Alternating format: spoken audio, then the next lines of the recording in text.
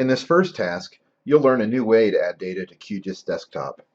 You'll then set the projection for the map project, organize the data layers in the Layers panel, and change the layer names. So in Lab 2, you learned how to add data to QGIS Desktop by using the Add Vector and Add Raster data buttons. Now you'll learn another method of adding data to QGIS Desktop. You're going to use the Browser panel. To turn this on, I'll right-click past the Help menu, and I will check the Browser item. In this case, the Browser panel has been added as a tab with the Layers panel. I'll click the Browser tab, and I can dock this in other places if I want. I can grab the title bar for Browser and move it out and make it a free-floating window, or dock it to another portion of my QGIS GUI. To get it as a tab with the Layers panel, I can drag this back and drop it on the Layers panel, and we get this tabbed arrangement, which makes it available without taking up any extra space. So with the Browser panel, I get a view of my file system. I'm going to navigate to the Lab data folder, and I'm going to right-click on the Lab data folder and add it as a favorite. It now appears up here under my favorites, so I can collapse C and expand my Lab4 data folder and see the data layers that are available for this lab. There are 5 shape files and a PDF. The PDF is there for your reference. It's not a GIS layer. To add these shape files to my map, I'm going to select each one holding down the Control key so I can select multiple, and then drag them onto the map canvas. I'm going to switch to my Layers panel, and I don't see any data at this point, so what I'm going to do is click the Full Extent button, and there I see my data layers now that I've zoomed to their extent. Before I get too far into the workflow, I'm going to save my map document. I'm going to click the Save button, and I'm going to save this to my Module 4 Lab folder. And I'll call this Lab 4. So you see now the map document says Lab 4 at the top. It's the name of our map document. So while I have 5 layers in my Layers panel, on the map, all I see are data for Canada, Mexico, and the western US states.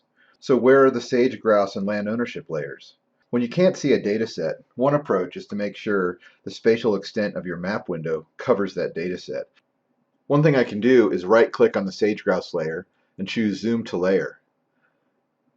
And I actually saw some other data sets rendering there that then get covered up. The data layers in the Layers panel are drawn in the order they appear in.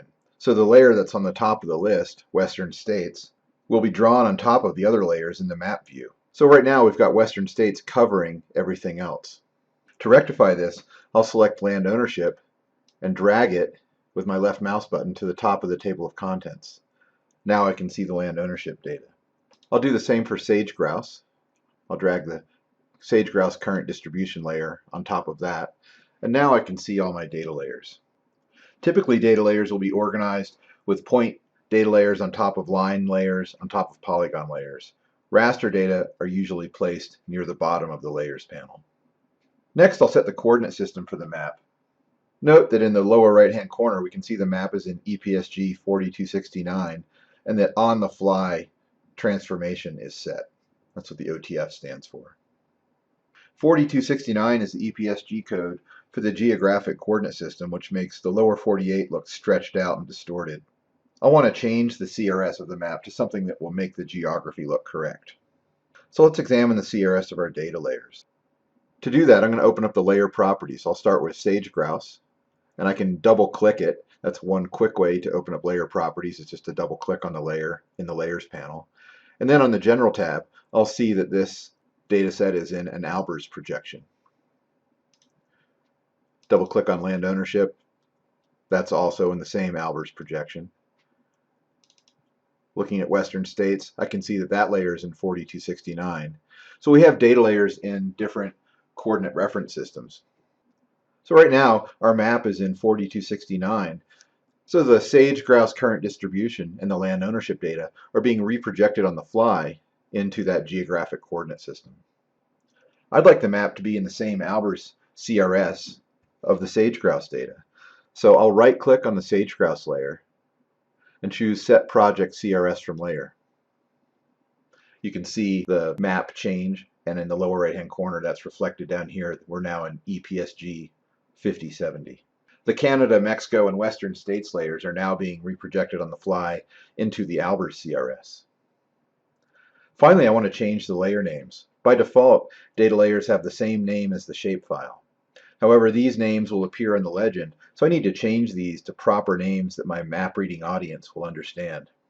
To demonstrate this, I'll go into the layer properties and change the name for sage-grouse habitat. So I'll double click on sage-grouse.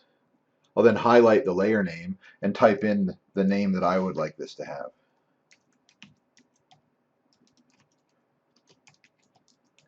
Sage-grouse habitat. And then I'll click OK. And I've changed the layer name. The shapefile name has not changed. If I hold my cursor over it, I can still see that it's being derived from the sage-grouse current distribution.shape shapefile, but I've changed the name of the layer in the layer panel, and this will be reflected on the legend when we create our map. In the next task, you'll learn how to style the layers and begin to craft a well-designed map.